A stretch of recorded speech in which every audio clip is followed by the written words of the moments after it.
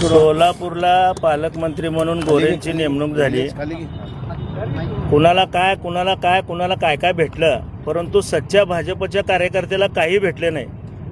आणि त्या पालकमंत्र्याचे जे चाटुकार होते त्यांनी स्वतःच्या भक्तीचं प्रदर्शन करण्यासाठी काल संजय राऊत साहेबांचा पुतळा या ठिकाणी दहन केला।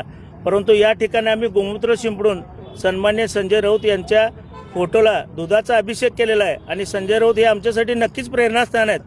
परंतु एक गोष्ट मात्र सांगावीशी वाटते की काल जे सच्चे भाजपचे कार्यकर्ते होते ते प्रचंड आनंदले होते की ज्याप्रमाणे पालकमंत्र्यावर प्रेम आहे परंतु प्रधानमंत्र्यावर प्रेम नाही असं त्यांनी समाज माध्यमात टाकलेलं आहे। एक रोहिणी तडवळकर व बाकी काही मोजके सोडले तर आज भाजपमध्ये सच्ची भाजपा दिसत नाही आणि ही खतखत त्यांच्यातूनच बाहेर येत आहे। त्याला फक्त आम्ही एक वाट करून दिली असं मला वाटतं व यापुढं संजय राऊतच नाही तर शिवसेनेच्या कुठल्याही नेत्याचं आव्हान आम्ही सहन करणार नाही। गुन्हा दाखल झाला, गुन्हा दाखल झाला असू दे, असे गुन्हे पचवाची 100 ताकद आहे आमच्याकडं आणि असं शिवसैनिक गुन्ह्या बिन्ह्याला घाबरत नसतो।